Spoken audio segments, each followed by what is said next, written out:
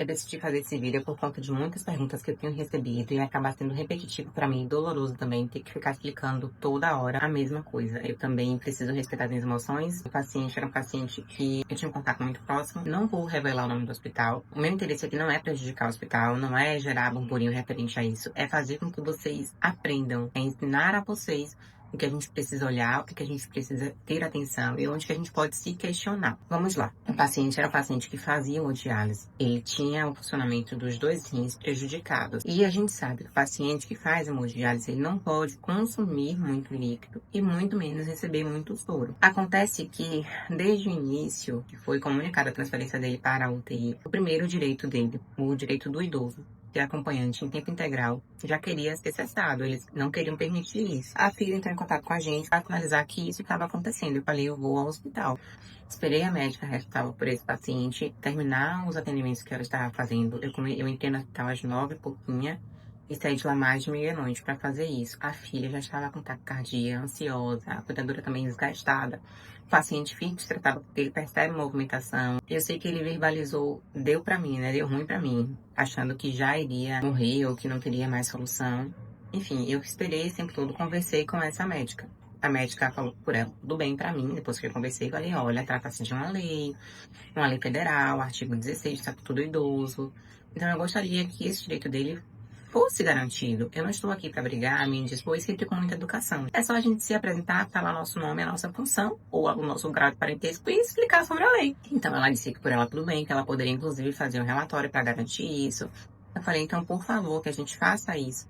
Aí entrei em contato com a enfermeira responsável da UTI, a enfermeira disse que por quê? Qual era a idade dele? Ele iria subir sozinho e depois de meia-noite. Eu falei, não aceito, ele vai subir com acompanhamento.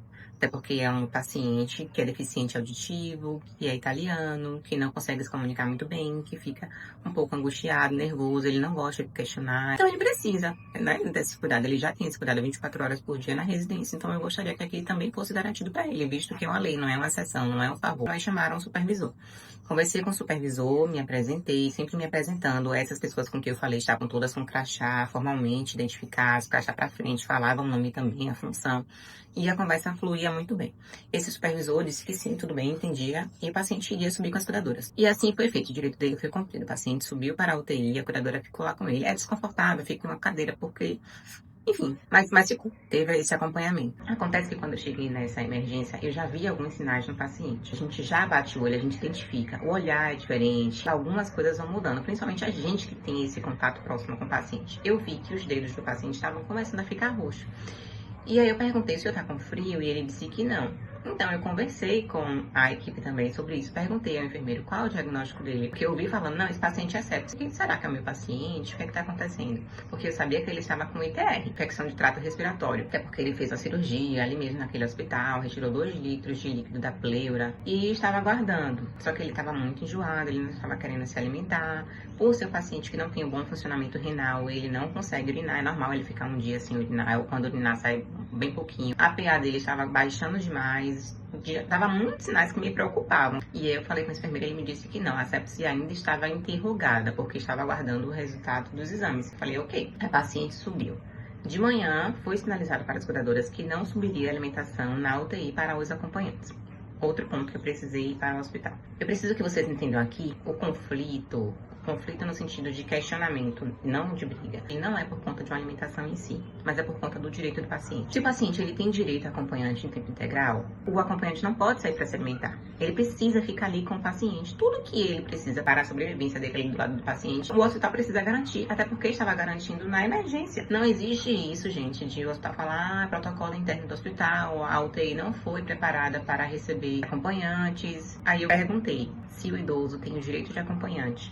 E a UTI de vocês não é preparada para isso. Para que vocês estão atendendo idosos? Coloquem que vocês não atendem idosos.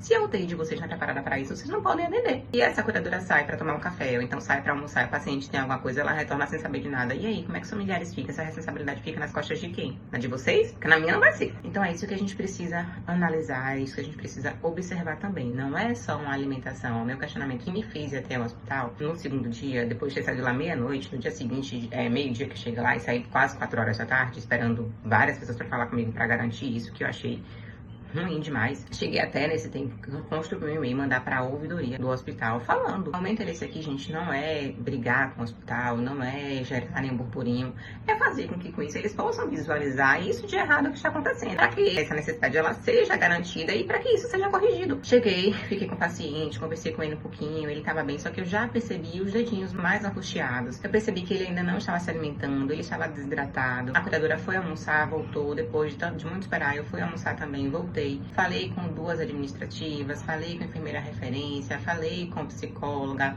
fui muito bem atendida por esses. Acontece que depois de ter conseguido conversar com a assistente social, eu fui me despedir do paciente e da cuidadora. E aí eu vi o paciente transpirando muito, eu vi que ele já estava muito inquieto. Fui chamar essa médica para conversar, a médica responsável por esse paciente. A médica extremamente jovem, extremamente arrogante, a nível de soberba, assim, sabe, debochando, falando comigo, debochando, olhando como se não fosse nada. E isso, eu não me importo com isso, gente. Eu não tenho o meu ego ferido, não tenho minha identidade ferida, mas pelo contrário, eu sei o que eu faço, eu sei quem eu sou, eu sei de tudo isso. E aí o crachá virado, com adornos, um monte de coisa que não pode. Tô aqui na cabeça, o restante do cabelo todo à mostra. Só pelos adornos você já tira a qualidade do profissional, porque não pode, ainda mais em unidade de tratamento intensivo, e lá é de alta complexidade. Mas voltando, os pontos que eu conversei com ela, falei, olha, o paciente ele não está se alimentando desde ontem de noite, ele não está comendo nada, não é um pouquinho, é nada.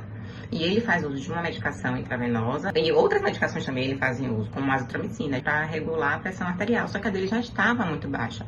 Inclusive, naquele dia, ele tinha cancelado a hemodiálise justo por conta dessa pressão arterial. E a pressão arterial que estava ali no monitor não parecia que era aquela. Parecia que estava tendo alguma outra coisa, porque o corpo dele estava começando a demonstrar uma outra fragilidade. E eu questionei para ela, eu falei, não seria ideal a gente colocar uma sonda nasogástrica na paciente, para que ele vá consumindo alimentação de pouquinho em pouquinho, para que o estômago não fique vazio, visto que ele tem mais de 24 horas sem se alimentar, ele não está bebendo água, só o soro glicosado não resolve, até porque ele não pode tomar muito soro, ele não faz xixi, ele faz hemodiálise, a hemodiálise só foi suspensa hoje. O antibiótico dá dor no estômago, e isso vai interferir na qualidade do paciente. Ele é um paciente que rebaixa muito fácil, e se ele rebaixar, vai ser difícil pra gente for fazer com que ele volte.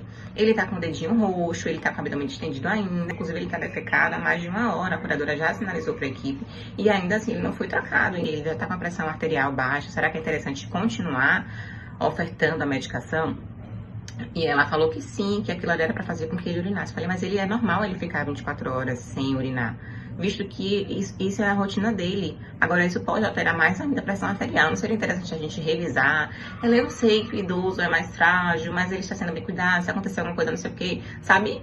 Cortando todas as minhas suposições, tudo que eu pedia para que ela fizesse.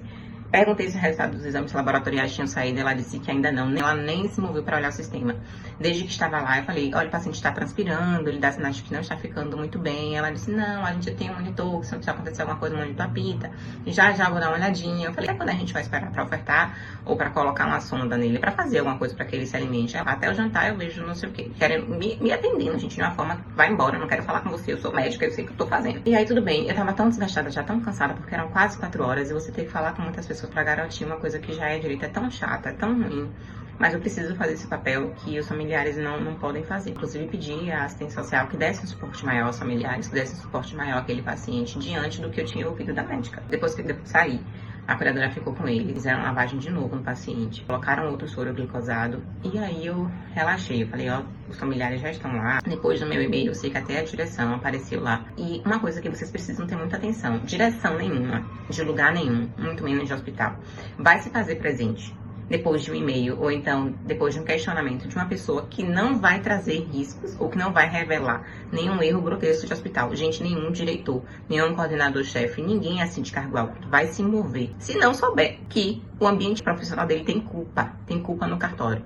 Depois que eu saí, depois que os familiares saíram já de noite, começou-se o paciente ter agravado, a curadora começou a fazer alguns relatos, pediram para ela sair, desde então fizeram ultrassom no paciente, fizeram mais algumas coisas, entubaram o paciente, pediram para a curadora chamar os familiares, tudo isso de noite, nesse mesmo dia, ontem mesmo de noite depois que eu saí. Então fica aqui a minha comunicação para vocês, um relato dos fatos sobre essa questão do paciente, que a gente precisa observar. Alguns erros que eu verifiquei nesse hospital lá na emergência, o pessoal, se tivesse alguma emergência, o pessoal não tinha muito preparo emocional, não tinha um protocolo implantado. pronto para agir. Pegava um paciente, colocava na cadeira. Um paciente, quando a gente estava na emergência ainda com esse paciente na noite anterior, que eu saí meia-noite de lá, teve um paciente que foi colocado na cadeira muito rápido e uma perna dele ficou para fora. Na hora que passaram com ele pela porta, a perna, quebraram a perna do paciente. Outra coisa que a gente viu no leito do meu paciente, o álcool, o dispenser de álcool em gel estava vazio. No leito dele da UTI também estava vazio. Isso são erros, gente, básicos que a gente consegue perceber que o controle de infecção hospitalar não está rodando direito, de que a limpeza não está sendo ideal, de que não está tendo uma atenção tão grande assim da equipe, tanto de enfermagem quanto médica. Por quê? Quando a gente vai tocar no paciente, a gente precisa antes higienizar a mão. Então, quando tem uma alta rotatividade de profissionais ali que fazem isso de forma correta, rapidamente vai ser identificado que o álcool acabou. Coisa que não foi. Outra coisa que eu vi, carrinhos de emergência abertos. As 2 emergências na sala vermelha que tiveram passa pela gente, né? Toda hora as enfermeiras cheios de adornos, cabelos soltos, sem touca, vindo na farmácia pegar pequenas coisas que deveriam estar no carrinho de emergência. E a gente sabe a quantidade mínima que precisa ter ali. E ao invés da equipe que estava ali solicitar a reposição do carrinho, eles estavam querendo fazer uma lista, né, do que eles utilizaram. O correto é a pessoa que é responsável, normalmente a farmácia, que é responsável por isso, ir até o ambiente e fazer a reposição do carrinho, levar tudo. E aí lá são eles que vão conferir o que é que falta, o que é que usou e não sei o que.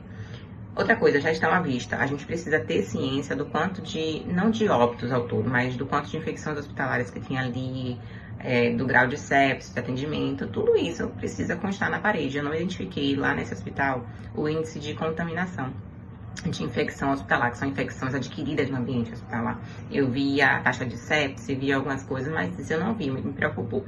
Vi também os momentos postados nas paredes, os momentos de higiene das mãos, vi que tinha os dispensers nos lugares ideais, vi que a equipe usava muito adorno, relógio grande, anel, brinco, cabelo sem touca, uma técnica com a luva lascada por baixo, outra por cima, outra com 2 luvas. Então, assim, um show de horror. São pequenos erros que a gente consegue perceber que a equipe não está tendo uma supervisão muito próxima, que esses erros pequenos não estão sendo corrigidos. E é isso, gente. Foi uma perda, eu sinto muito. Eu conversei com meu marido, que tentou me acalmar bastante. E o intuito de passar isso para vocês é justamente esse, fazer com que vocês absorvam mais, questionem mais. Não aceitem esse discurso de, se você questionar muito vai prejudicar a assistência do paciente, as pessoas podem negligenciar, pode prejudicar ele de alguma forma. Não, vai prejudicar se você não questionar, né? Vai prejudicar se você aceitar tudo. Vai prejudicar se você não se sentir confortável, não se sentir seguro, nem precisa discutir. Você que não tiver alguém que possa brigar por você, só peça transferência. Conversa com o assistente social, com o psicólogo, pede transferência. Evitem esses hospitais que não seguem tanto as leis, porque agora o que vai restar é eu continuar mandando e-mail para a ouvidoria, aguardando um retorno. Os familiares poderiam pedir o prontuário, mas ainda assim a alimentação dele estava subindo, só que ele estava recusando, a nutrição nem subia para saber o que poderia fazer para conversar com ele. Não tinha esse retorno, sabe? São pequenas coisas que as pessoas precisam se conversar mais. Então é isso. Houve uma perda. Eu não vou parar por aqui, eu também não vou assumir as responsabilidades familiares e vou respeitar o luto deles também. Mas eu depois dessa, eu vou começar a me movimentar no que eu posso me movimentar em prol dos idosos. Tá? Hoje eu já fiz outras visitas, um ambiente muito legais, hospital dia muito bom, para que a gente consiga se fortalecer, né? Os bons com os bons e os ruins ficarem à parte. Mas é isso, gente. Era isso que eu queria falar pra vocês, pra não ter que responder mais sobre isso no direct.